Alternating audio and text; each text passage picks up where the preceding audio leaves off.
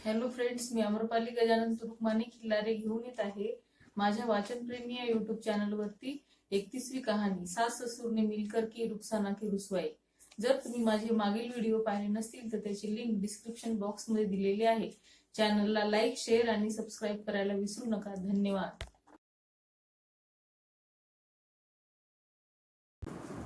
मेरा नाम रुखसाना है। मेरी उम्र करीब 16 साल होगी। मैं एक अनपढ़ परिवार में पैदा हुई। मेरे पिता का काफ़ी अरसे पहले इंतकाल हो गया। मेरी माँ की एक फैक्ट्री में काम करके वो मुश्किल 2 जून की रोटी का इंतज़ाम कर पाती है। लगभग 5 महीने पहले मेरी शादी हो गई। मेरा शौहर अख्तर अपने माँ बाप का इकलौता लड़का है। मेरे ससुराल वाले दिल्ली के एक पड़ोसी जिले के अमीर किसान हैं। किसी खाते पीते घर में शादी होने के का कोई सुख मुझे नहीं मिला। जो कुछ मेरे साथ हुआ उसे सोचकर मैं हैरान रह जाती हूँ। मेरा एक बड़ा भाई है और 3 बहनें हैं। उनमें से 2 की शादी हो चुकी है। मैं अपने भाई बहनों में सबसे छोटी हूँ। अख्तर के साथ पहले ही मुझसे बड़ी बहन की शादी का पैगाम आया था। उसके इनकार कर देने के बाद मेरी माँ ने इतनी छोटी उम्र में मुझ पर शादी का दबाव डाला।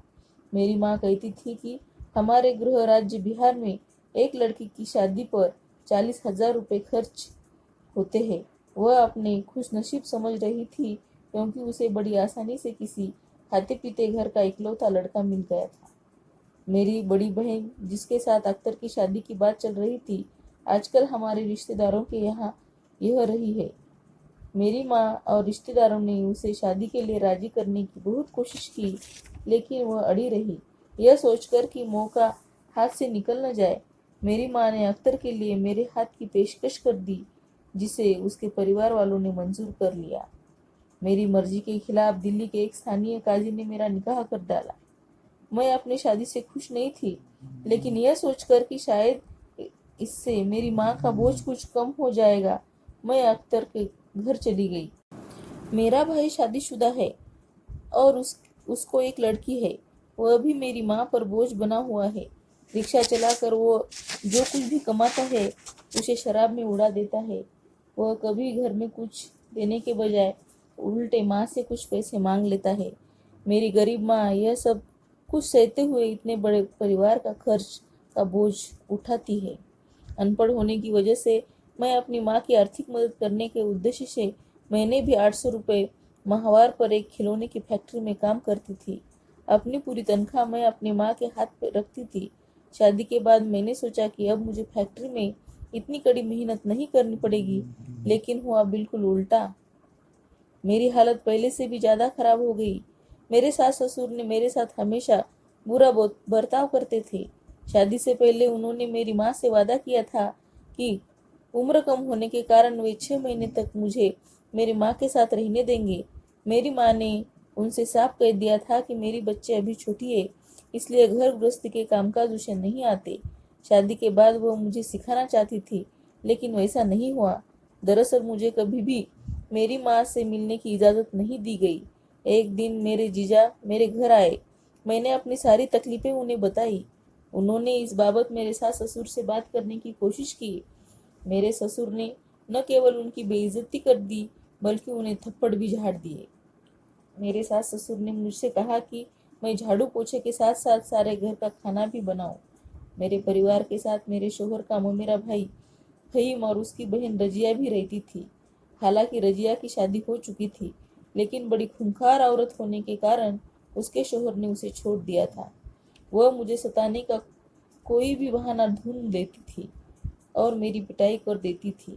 मेरा शौहर अख्तर हमेशा खामोश तमाशाबीन की तरह सब कुछ देखता रहता था। जरा सा भी भड़कने पर मेरे सास ससुर अख्तर की भी पिटाई कर देते थे और वह सिर छिपाने के लिए अपनी चाची के घर भाग जाता। अपने शौहर की यह हालत देखकर मैं भी हमेशा डरी सहमी रहती। ससुराल वाले, खासकर उनके नज़दीक रिश्तेदारों से कुछ भी कहने की मेरी हिम्मत न होती। वे लोग मेरी सास को मेरे पिता से भी ज़्यादा अजीज है। शौहर की हालत देखकर मैं बहुत दुखी रहती। मेरा शौहर भी मेरे लिए कुछ न कर पाने के कारण परेशान रहता। सारा दिन घर के कामकाज में लगे रहने के कारण मैं बहुत थक जाती थी। एक दिन शाम के समय मैं खाट पर थोड़ा आराम कर रही थी। अख्तर अपनी चाची के घर से आया हुआ था। रजिया वहां आई और कुछ देर मेरे साथ रहने के बाद कमरे से बाहर चली गई। मैं बगल वाले कमरे से आती लोगों की फुसफुसाहट सुन रही थी। मेरे मन में उनकी बातचीत सुनने की इच्छा हुई। जल्दी मुझे पता चल गया कि वे लोग क्या बात कर रहे थे। फहीम मेरे कमरे में आया और रजिया ने बाहर से दरवाज़ा बंद कर दिया। इससे पहले कि मैं अपनी सास को आवाज़ देती, फहीम ने बाज की तरह झपटा मार कर मुझे दबोच लिया। फहीम ने ललचाई निगाहों से मेरी आंखें देखी। मैं खामोश खड़ी रही।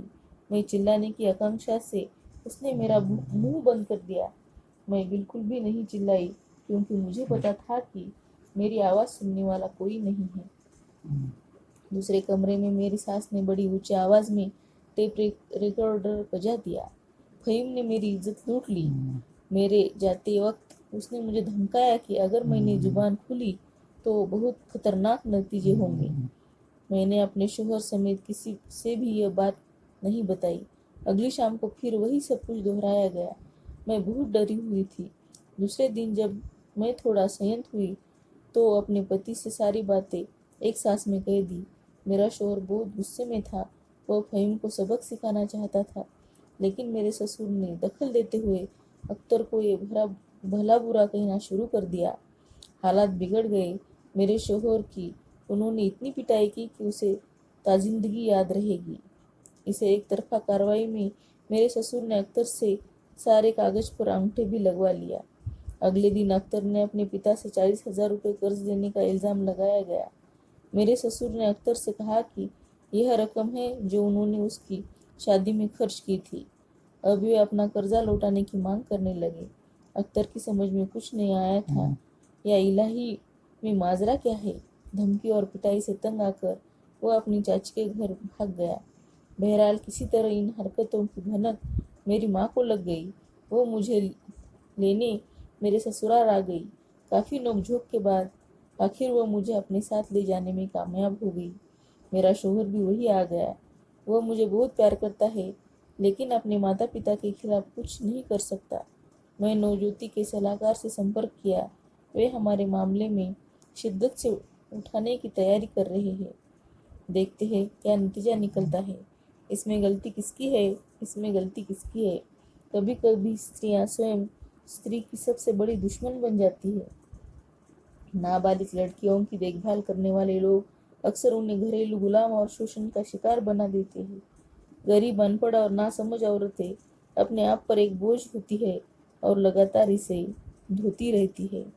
इसमें गलती किसकी है?